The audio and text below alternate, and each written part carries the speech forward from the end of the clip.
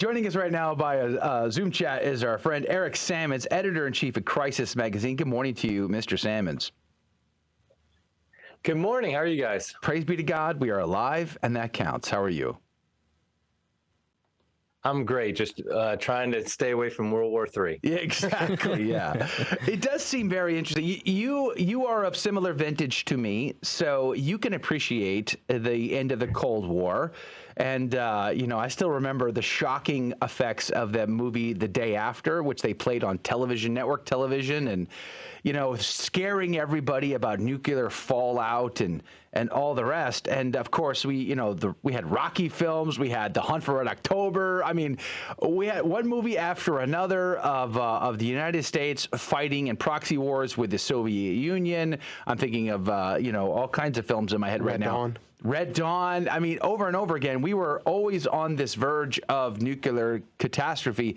And yet here we are again. Some have said, including I think the Pope has said, we are in fact in a de facto World War III. Others are saying we're on the verge of it.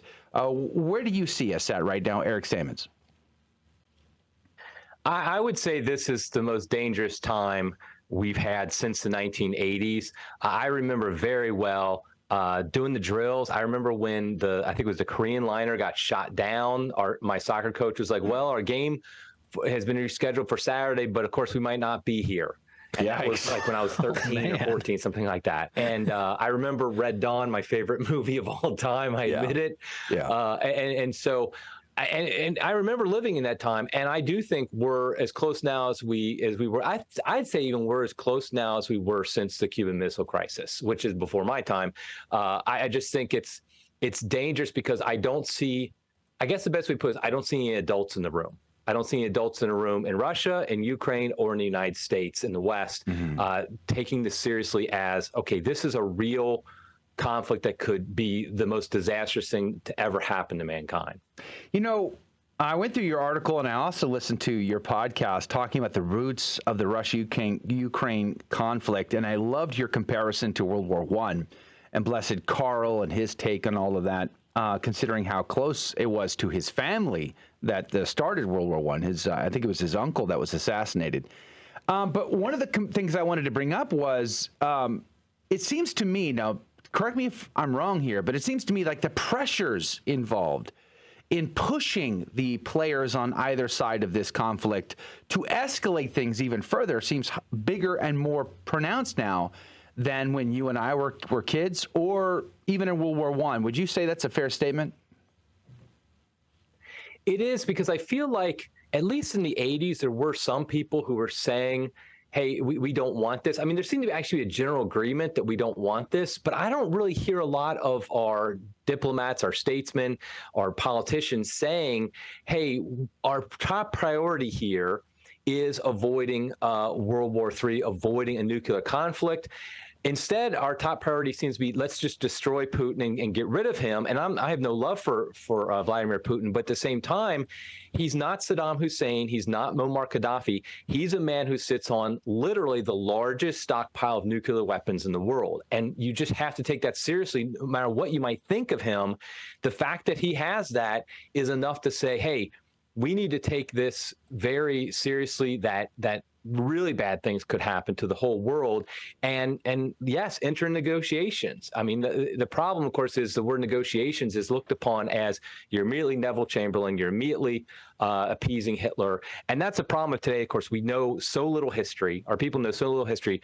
All we have is the cartoon version. Like, everybody seems to know the story of Chamberlain, of Hitler, but nobody knows the story of World War I, for example, and Blessed Karl, who worked very hard for negotiations, even though, like you said, his own uncle was the one who was assassinated that led to World War I.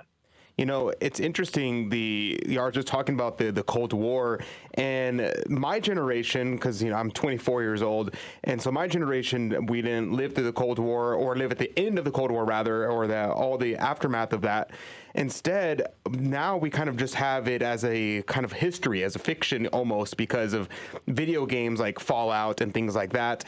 But I've noticed among a lot of my peers that there's a movement right now to try to deny that nuclear weapons even exist, And I think a lot of older people would think this is funny or it's just a joke, but it's actually a real thing. It's the same kind of movement where people are like, we didn't live through the moon landing, and that just seems far-fetched to us. I don't see evidence of that. And the same thing is happening now with nuclear weapons. They're like, I think nuclear weapons are just a giant psyop to try to get everyone to get along. What do you think about the reaction from a lot of younger generations about this whole situation? Well, actually, I think that points to the fact that we have no trust in our leaders. We have no trust in the people who tell us things because they've lied to us so often. I mean, they lied to us all throughout COVID. They lied to us about this transgender stuff. They lied to us so much that I can understand why young people simply don't believe anything really that their leaders tell us. Now, nuclear weapons do exist, obviously, and I think though, even those who acknowledge they exist, I think there's a general consensus among most Americans, at least, that, oh, they'll never be used because they haven't been used in any real way since, of course, World War II. That's a very long time ago. And there's this idea that if we got through the Cold War without using them, we'll get through this as well. And I think that's a very dangerous risk that we're playing because, I mean, Putin himself has said he's not taking it off the table. If he feels like the Russian land, territory, which he includes now, those 4 provinces that he annexed from Ukraine, if it's threatened, he will use nuclear weapons if he feels like he has to. And I think we should take that very seriously that he will. And who knows what we would do in response, America, to be honest. I don't know. I don't even know. I just dread to think what we might do as well. So, yeah, it's a real threat, I think, and I think we have to take it seriously. But I do understand why people are very skeptical about everything we hear anymore. For sure. You know, going into this conflict, I remember saying back, I think it was in February, early February, right before the land invasion, we kept reporting that it's going to happen. It's going to happen. Wait for it. He's just sitting there. You know, and then it did happen. And it was hard to tell good guys from bad guys, to be honest with you. Not trusting the corruption of the Ukrainian government and all of their tangled webs with corrupt politicians on our side of the equation. And then, of course, I've never really been a big Vladimir Putin fan, so not knowing who to trust but really feeling bad for the people caught in the middle. And then here we see recently you got the bombing of the bridge to Crimea by, I think it was a car bomb or truck bomb that set that off. But the retaliation has been to target with missiles, cruise missiles, civilian residences.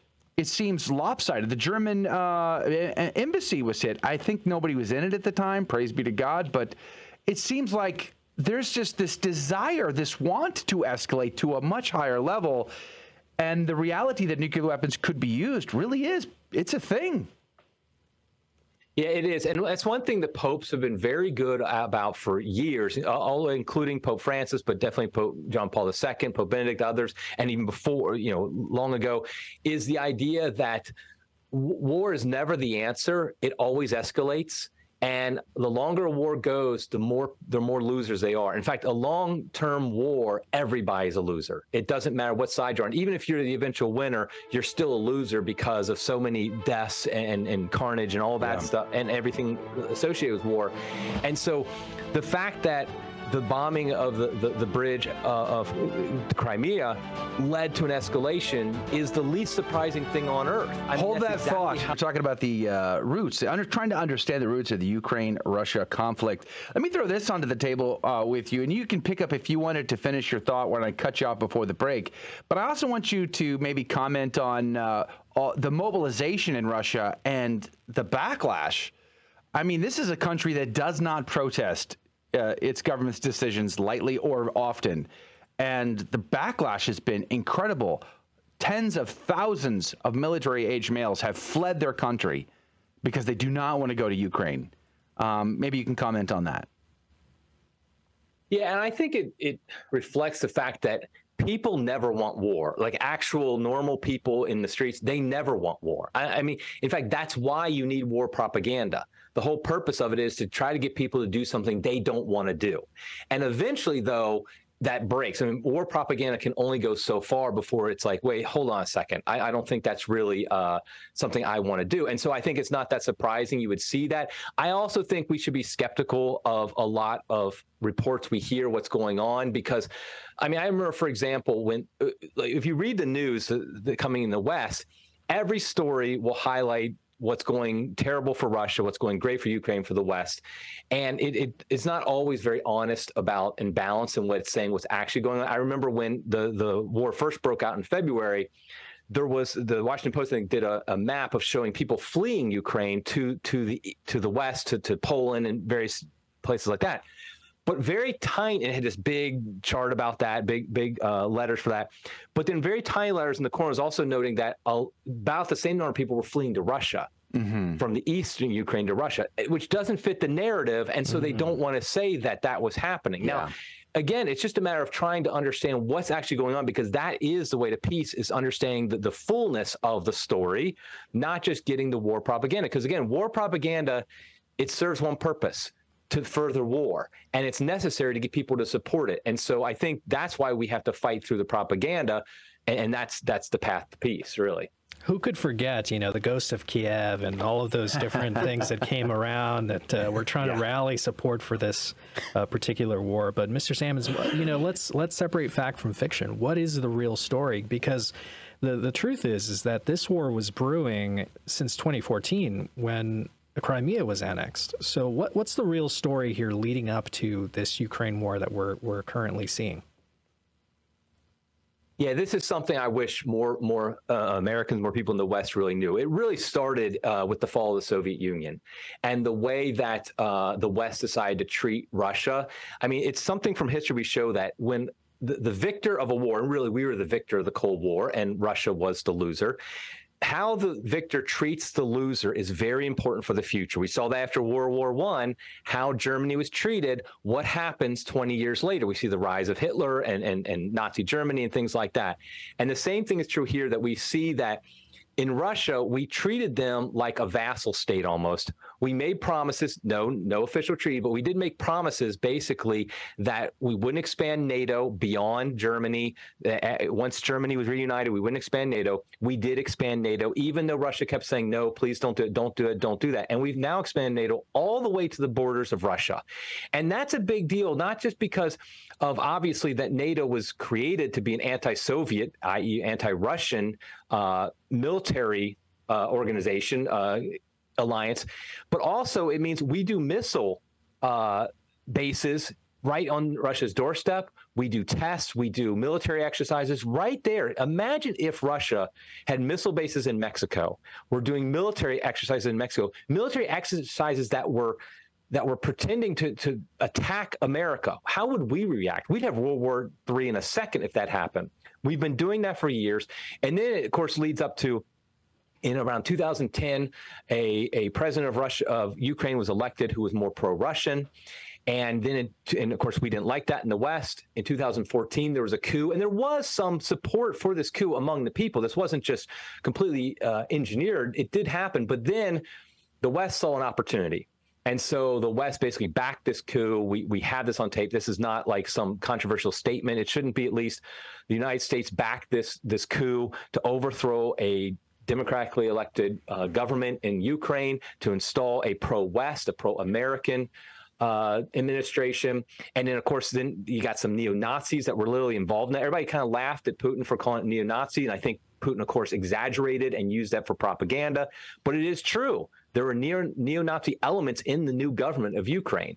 And then there was this in the eastern Ukraine. After this, you have people who want to be part of Russia. They legitimately, there's been a war going on since 2014. In Russia's eyes, this was just an escalation of an existing war, that the war already existed since 2014. And what happened back in February was simply defending what they felt were innocent people in eastern Ukraine who were pro-Russian, wanted to be more united to Russia. So, I mean, we could go on for hours explaining that, but just those basic facts kind of show it's not as simple as this cartoon image of Putin as a Hitler-like figure who just wants to expand the old Soviet empire. There are real legitimate complaints on Russia's side that the West has to take seriously if we're going to strive for peace.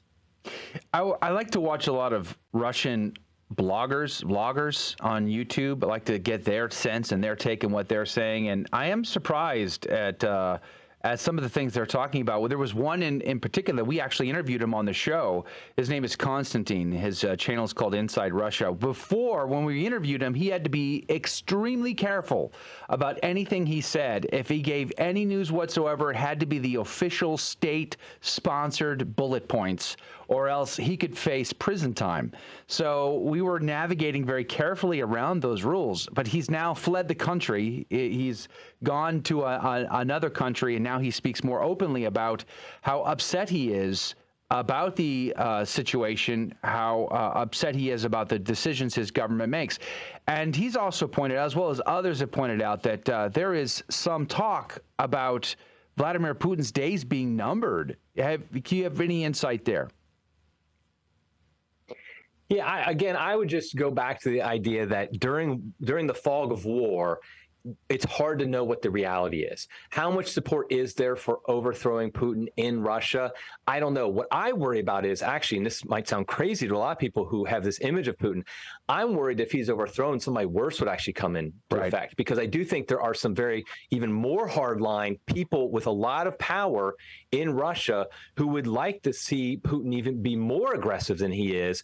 And so, I mean, be careful what you wish for, because if we have regime change in Russia, which we've declared that's what we want, which I think is insane to say that, if we declare we want regime change, we might get it, and we might be worse off than we are now. So I think that it's hard to know exactly what the reality is. I would not be, again, because people hate war, it would not surprise me at all if there's a pretty strong movement against Putin in Russia, but I'd be careful to make too much out of that until we see what actually happens. Our track record for regime change is so good, though, Eric. I mean, just look at Iraq and Afghanistan and Libya and Vietnam, and wait, the list goes on and on and on. I'm sure this time it'll stick. This time, really, we're going to nail it this time. We're running out of time here. We have a few minutes left with Eric Sammons from Crisis Magazine. I really want to encourage you to check out his article, Understanding the Roots of the Ukraine-Russia Conflict, over at crisismagazine.com. Can we get back to Blessed Karl again? So what was his strategy on dealing with this incredible worldwide conflict that came to the doorstep of his family? Yeah, I think that he is the model, and he is the intercessor for us during this conflict, because I think there's a lot of similarities between this conflict and what happened in World War I, where you see a localized conflict end up becoming a world war. And now, of course, it became a world war before Blessed Karl became the emperor of Austria-Hungary Empire. He became emperor in 1916, 2 years after the war had already started, so he couldn't do anything about that. But as soon as he became emperor, his first announcement as emperor was, we're going to strive for peace, a just peace, an honorable peace, yes, but a peace. And he did many things. Like, he was allied with Germany, and Germany was the real problem back then. And he went basically directly to France. He went to England. He actually even reached out directly to Woodrow Wilson, the president of the United States, to try to achieve a peace. And that was his priority, that he wanted peace. And I think that was the key, and he was willing to do negotiations. He was willing to give up things. He was willing to do, I mean, again, remember, it was his uncles who was assassinated. It was Austria-Hungary that was initially attacked, so to speak, that led to all this. But he was willing to say, okay, peace is more important than getting every single thing we want. And he saw, now remember, he was also part of the army before he became emperor. This is a man who saw conflict, who understood what it meant to fight in battle. This was not somebody who was sitting at a desk like all of our pundits do. He was actually in the thick of it. And so we have to look, I think, to Blessed Karl of Austria as an intercessor. His feast day is coming up October 21st. I think if we pray to him, we could even perhaps do a novena to him for peace in Ukraine, because I think he is the path that Catholics particularly should look towards as the model that we want to look towards for peace. And His Holiness Pope Francis has made repeated calls for peace as well. Yes, Pope Francis has been great on this one. I mean, he really has done a good job of telling Russia, hey, you need to stop, ceasefire immediately, but also telling Ukraine you need to sit down and negotiate. I'm very pleased with how Pope Francis has been willing to go against kind of the Western globalist feel of this war, and he's been willing to buck them a bit. I appreciate that. There seems to be no end, as we're running out of time now, there seems to be no end of pressure from the NATO side. I like the point you made earlier about all of that pressure on their doorstep, which, I mean, good grief, if you're backing somebody into a corner, what is it you expect them to do? Do you see, or I guess we can only hope that NATO will back off a little bit? I mean, that's what we can pray for. I don't have a lot of hope of that just because of the language we hear from NATO leaders. There's just no concept of that we need to negotiate. And there was negotiations actually early on, and the story goes that there was a possible peace that was being considered, and Boris Johnson, the former Prime Minister of the UK, went over there and basically in collusion with the United States said, no, don't accept anything. Don't accept anything. Because for us in the West, the idea is to weaken Russia. Let's be honest. The NATO leaders don't actually care about Ukraine. They just want to weaken Russia, and that's what they're trying to do. Yikes. All right. Pray, fast, and do penance. That's always the answer to every problem in the planet that we deal with these days. But you should also take a moment and read this article over at crisismagazine.com, Understanding the Roots of the Ukraine-Russia Conflict with Eric Sammons. Eric, God bless you. Thank you for being on again. Thanks for having me, guys. God bless. Praise be to God. Coming up here in just a moment on the second hour, David L. Gray. We're going to look at the 60-year anniversary of the Vatican II Council, the Council, the good and the bad, all of that.